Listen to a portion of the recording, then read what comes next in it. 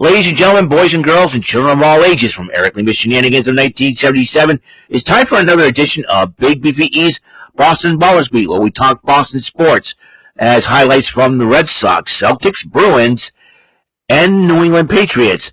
Acquisitions or trades or call-ups or whatever it has to do with Boston sports or sports all over the country. And now here is the man that will bring you the sports reports himself, the master of sports shenanigans, Eric M. Lima. Thank you very much, Mr. Announcer, sir. Well, hello there, everyone. Welcome to yet another episode of Eric Lima Shenanigans of 1977, episode number 2581. Now, normally I would do the TNA Event Center. I'm going to do that tomorrow after I do my Bullseye episode, but unfortunately, I was unable to watch TNA on my tablet. I don't know, my tablet's not connecting properly and all with the Wi-Fi and all that. I may have to do everything over again, possibly. I don't know. Just I may have to. I don't know if the same password is used, but anyway. So I will do that tomorrow. So I can properly, so I can properly watch TNA Impact. So I do apologize, folks, for that. Well, what I want to talk about is I'm going to do another episode of Big Beefy East Boston Ballers Beat, episode number 21. And unfortunately for us Red Sox fans, if you have kept track of the game, unfortunately the Red Sox season has officially come to an end. For the first time in 22 years, the Red Sox lose to the Yankees in a playoff series. That's right. The last time the Red Sox did lose a playoff series to the Yankees, we have to dart back to 2003 when Aaron Boone hit a game-winning homer in Game 7 of the ALCS to have the Yankees advance to the World Series against the Florida Marlins at the time. But unfortunately now the Red Sox once again have been eliminated from the playoffs. That's right. Losing to the wild card series to the Yankees 2-1 as the Yankees shut out the Red Sox 4-0. And how do I feel about that as a Red Sox fan? Obviously I'm not very happy about it, but I kind of look at this. I kind of look at it this way: is that the Red Sox? You had a feeling that the Red Sox have a whole lot of work to do. This is my shirt. Thank you. Just to let you know, I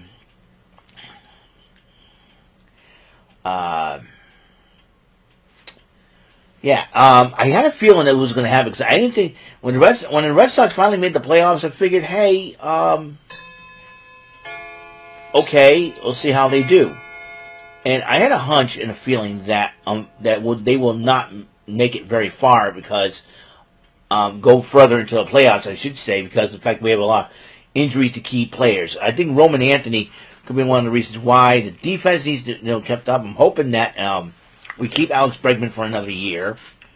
I'm hoping that let's see. I am also hoping that the pitching can keep up. I'm going Liam Hendricks. I think that's another reason why I think the pitching is very, very important too. Brian Bale, I don't know what happened. Well, I don't know if trading away Devers was the right decision to make. Do we even still make the playoffs if we didn't have him on the team? I don't know. That's so many questions coming out for the Red Sox for the offseason to have Craig Breslow and everybody figure out. Red Sox did decent. Yeah, we ended up in third place. We ended up, having a record above 500. That's great, but not enough when you don't, go all the way to the World Series. That's the most important goal. Red Sox, though, like I said, I had a feeling the Red Sox would not advance, though, because they have a lot of work to do. And to be totally honest, I think they need to do that work. You got a lot of young players on the team that, like I said, they don't have playoff experience. Connolly Early just got called up. So does Peyton Toll. all these young players, Marcelo Mayer and Roman Anthony just got called up and all that, and because like it worked for some homegrown prospects like Jacoby Ellsbury and Dustin Pedroia back in 2007. That's about it. I mean, let's see. We had Red Sox won the World Series with homegrown talent, and I like with homegrown talent, like homegrown talent rookies like a Pedroia and an Ellsbury and Jonathan Papelbon. He's not a rookie, but he was a rookie in 2006. He was a homegrown player that won the World Series. I mean, I know Veritek wasn't technically homegrown because he was with Seattle until we traded Heat Slocum for him and Derek Lowe. And, in 2004, Kevin Youkilis was the rookie when the Red Sox broke the curse. And then Alex Burks came back, formerly a Red Sox player. When he first started his career as a homegrown Red Sox player. He came back 2004 for the final season, and he'd be part of the team that broke the curse. And I think it was really, really cool. I mean, I think his name was on this trash can roster here. Give me a second here. I'm trying to check. No, it's not. But he was part of that team. I mean, he was part of it. He did not take place. That was the World Series roster, but he did not. Ellis Burks did not participate in the World Series. Too bad, because I mean, that would have been great. See him in a World Series, but the Red Sox did end up winning it, and Ellis Burks was on that team. Well, like I say, you would think that, but we have too many homegrown players that don't have that playoff experience. Like I said, only two people on the Red Sox, the only three people on the Red Sox team that have playoff experience: Alex Cora, when he led the team in 2018 to a World Series; Nathaniel Lowe, when he was part of Texas Rangers, winning the World Series in 2023, and then you got Alex Bregman, who's the Astros, won it in 2017, and I believe 2021. I think they won again. 2021. So there's that deal. You know what I mean? Do I feel bad for the Red Sox? I do. Well, like I said, I had a feeling that they don't have that playoff. They don't have a lot of players that have playoff experience. Yeah, Masataka Yoshida was getting hot in the hitting department and all, and I'm sure. And I think the Red Sox just needed some little consistency. Had they had that consistency in winning throughout the season, I think they would have gone for a better seed. They could have won a division. Who knows? But injuries and inconsistencies really hurt the Red Sox here. Key injuries to key players. Lucas Giolito could have been, but he was hurt. They had to keep him off the wild card roster. A lot of people are blaming Alex Cora. They're blaming this. We'll see what happens in the offseason for the Red Sox, to be totally honest. Because, like I said, I could be upset and angry and stomping my feet and go, wah, wah, wah, wah, this sucks, this is crap, and, all that. And hate on the Yankees. Congratulations to the Yankees and the Yankee fans. Good luck against Toronto. Toronto's a tough team, and, them and the Yankees always do battle for first place in the AL East, so they were tied 1 point. So this is going to be an even matchup, the ALDS, and then whoever wins that will advance to the ALCS. Cleveland's got eliminated. Detroit is moving on as well, and I believe they're going up against Seattle. So I'm going to take the MLB playoff bracket. Before we 4-9, and so it was a battle of rookies. So let's see. We have no more games left,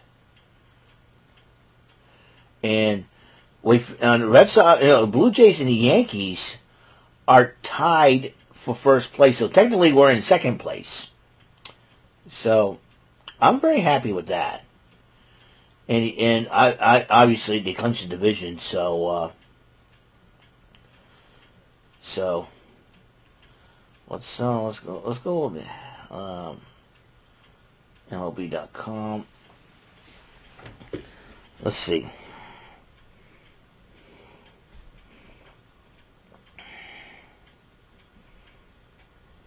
Mm.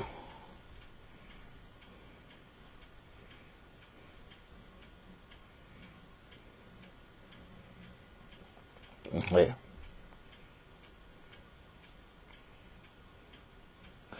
Let's see. I don't know what.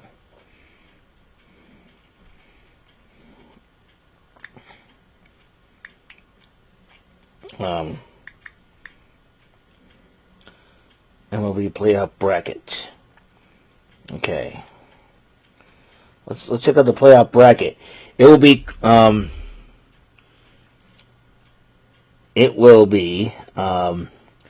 Cubs and Brewers in NLDS, and then Phillies in LA, and then Seattle and Detroit. So whoever wins between Yankees and Blue Jays in Seattle, Detroit will meet each other in the ALCS. Same thing with the Cubs and Brewers and Dodgers and Phillies. So who knows? The Cubs are going to try to make sure they don't wait another 106 years to win a World Series. So there's that. Dodgers will try to prove their dominance once again. And the Phillies do. Like I said, Seattle, I think out of all the teams we just are left in the playoffs, Seattle is due to win a World Series. I think Seattle is going to catch everyone by surprise. So, I'd like to see a special World Series. Seattle and the Brewers, and both teams that are due for a World Series. Brewers went in '82, but Cardinals beat them, and then Seattle has never won a World Series, not even entered a World Series. So Seattle's due to go into a World Series. So we'll see what happens there. A lot of people don't want to see the Yankees versus Dodgers again. Listen, I have respect for the Dodgers, man. They're my favorite National League team, but it's about time that somebody like Milwaukee or Seattle take the World Series. I want to see that happen. I said, I want to say Red Sox, thank you for Red Sox, thank you for a great season. And sorry you guys lost to the Yankees, but listen, key injuries to key players, lots of question marks of what ifs. What if the Sox did not trade Rafael Devers? Would they kept him in the lineup? Would they advance? Would they do well? I don't know. Then we'll never know that story, the answer to that question.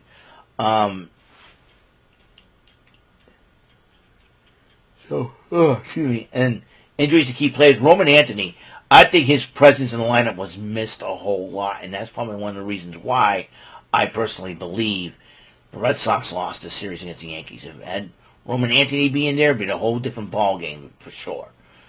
So, but we'll never know what would have happened. So, Marcelo Mayer could have made a difference in the lineup as well, but he was hurt as well. So we don't know what the story is. So that's all the time that we have for Big Beefy East Boston Ballers Beat episode 21. My thoughts on, the Bruins didn't win. They beat the Washington Capitals. So I'm happy with them. And let's see if they can go all the way and try to advance. Let's see if the Bruins can try to win. I don't know about the Celtics. Hopefully when their season starts, hopefully we don't know how well they're going to advance. But one thing's for sure, thank God for the Patriots. The Patriots got a tough game tomorrow. It's the Sunday night against the Bills. So there's that. So I will see you guys later. You guys have a wonderful, blessed day. It was been a great day overall. Despite the fact that, the internet conked out on me during rant and rave, which I was not very happy about. Again, I do apologize for that. But however though, tomorrow is another day. And I got Bulls up, and I'm gonna watch some TNA Impact afterwards and do a report on that. Because tomorrow night is SmackDown as well. So, thank you for tuning in, and I will see you on the next episode of the show. And so, until next episode comes rolling around, Mr. Announcer, take us home. That is all for today's episode of the show. This is Mr. Announcer speaking for Eric Lima Shenanigans of 1977. A Big Beefy E and Do It for Bob Saget production, and in association with a Raving Bull for 3000 Telepictures and Distribution. Thank you for watching another episode of Eric Lima Shenanigans of 1977. See you later on the next episode of the show. Goodbye for now.